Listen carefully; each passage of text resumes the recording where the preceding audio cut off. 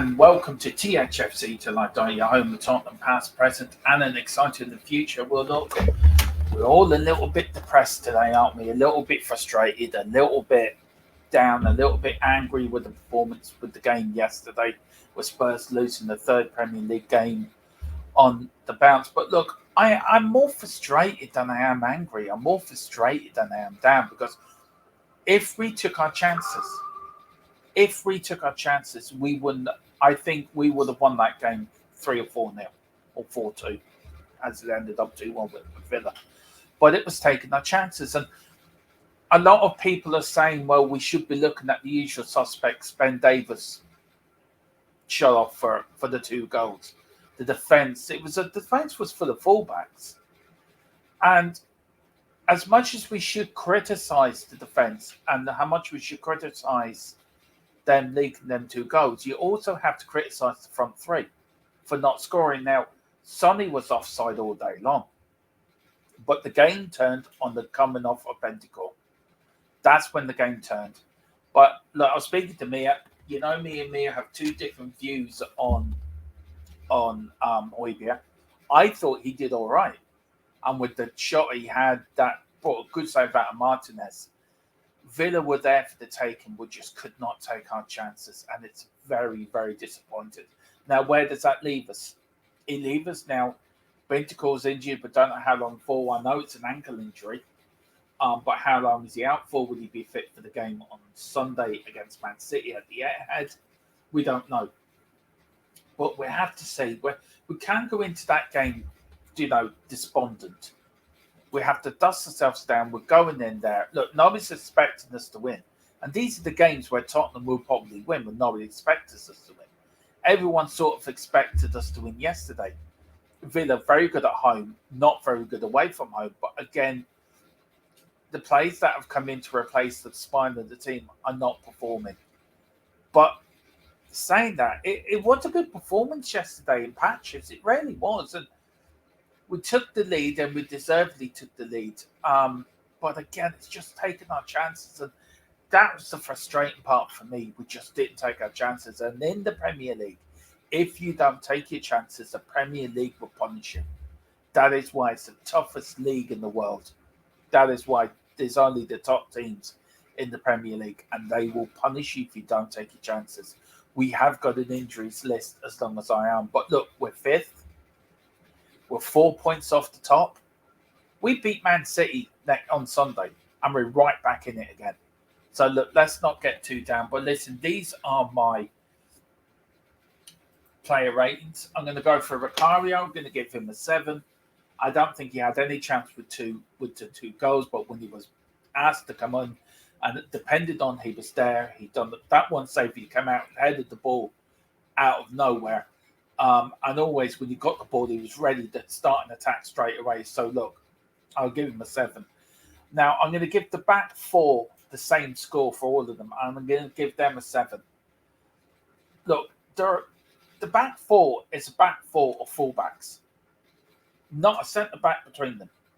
And Emerson, I was shocked when Emerson was put ahead of Dyer, but I can understand Ange's system idea. Emerson's got a bit of pace on him. But we are missing centre-backs. We are missing Romero. We are missing Van der Ven. And look, maybe in the summer we should have got that, pushed it a bit further to get that other centre-back in. But I think we will do that, address that in January. But I'm going to give them all a 7 because I didn't think they did that bad, apart from Davis shutting off before half-time and then again shutting off again for the second goal where the Aston Villa player got him. He just turned him and gave him too much space, and that gave him a chance to get the shot in to get the second goal. But look, it is what it is. I think Ange's doing the best what he can do with, and I think it's very brave to drop Dyer and go with something different, go with Emerson in the back 4 as a centre-back. I think it's a brave decision, and it was a bold decision, and that's what we want. But hopefully now this is a chance now. If Ashley Phillips is fit for Saturday, I will start Ashley Phillips. And maybe start Dorrington as well. But we have to see what Ange says. The midfield, Lo Celso and Bentancur, I'll give them both 8. I'll give Bentancur 8.5 and Lo Celso 8. I think they've both done brilliant in that midfield. Combined well together. And Lo Celso and Bentancur were linking up, setting up attacks, one going forward, the other one sitting back. And it all changed when when Cash went into Bentancur, injured him. It all changed. So I think that's where the game changed. But for me, Lo Celso, Bentancur, brilliant. So 8.5 for them. Now the front 3, 4, I thought very poor. All the 7. I thought Gill was a little live wire. He needs bulking up. He needs to bulk up a little bit to stand the physicality of the Premier League. But I think he will get that. The more game time he gets, the more bulky he might get. So I think that will happen. Kulu did a very good job sitting in the middle, but not effective, if you know what I mean. Johnson in patches, good getting forward, but if he got just a little bit more on the studs onto that ball at that one when it's fizzed across the 6-yard line and he just missed it by inches. And Sonny again was offside as more times than I've had on this. But look, I think it was just one of those days we just needed to take our chances. So look, it's not a really pure criticism of the team.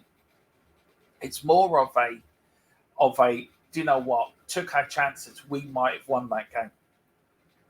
But we have got a long injury list. We have got problems, players out suspended, players out injured, and now Bentancur's now adding to that injury list. We're just having all the bad luck at the time. And we did set an unwanted record yesterday. We're the first side to go unbeaten so long at the start for a Premier League season to lose our next 3 games. That's never been done before in the Premier League. So we've set another unwanted record, which, look, it's not Angie's fault. It's just we're having so much bad luck. We really are. These are our next games. Of course, we lost to Villa yesterday. We're away to Man City next week. Then we're home to West Ham. A few days later, then we're home to Newcastle. And then we're away to Forest. And then in January, then I think we are, or before Christmas, we're home to Everton. Look, I said we'd take sort of 12 points out of that. Look, Man City is a game where it can go either way. So, look, I'm going for a point there. West Ham at home, I think we're beatable. Romero will be back for that. So we've got one player back. Bissouma and Papa Sarr will be back, hopefully, for the Man City game. Also, definitely for the West Ham game. So, hopefully there. So, I think 3 points for us. Newcastle, do you know what? I take a point. I'd love a win, but I'd take a point. Forest is not an easy place to go, but I think we'll get a win there. And then Everton, it depends what mood Everton are in and where they are and what's happening with their appeal and with all the other stuff that's going on at the moment. It's going to be a tough game. So, look, I'm going for a point there. So, there are my points for the next 5 games. And then, of course, this is where we sit in the Premier League. We're 5th in the league, 26 points. Only 4 points off Arsenal at the top.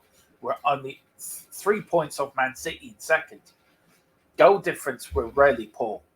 We're really poor. Out of the rest of them, we're really behind in the goal difference. But, look, 5th place after 13 games. If somebody said that to me with Harry Kane going, I've always said it. I'd be like a zombie out of The Walking Dead, eating on your arm. I would have taken somebody's arm off for that.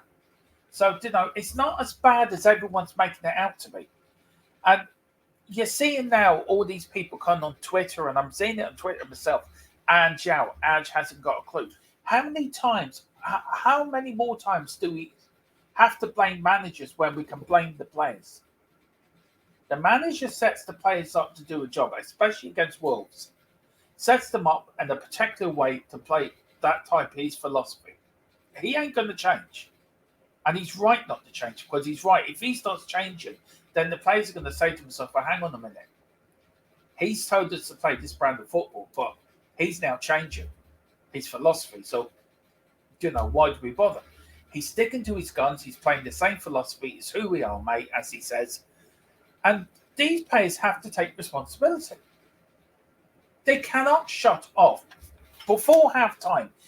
You know yourself, anyone that's played the game, anyone that's watched the game, knows you keep your concentration to the whistle. Referee blows his whistle. And Ben Davies didn't do that yesterday.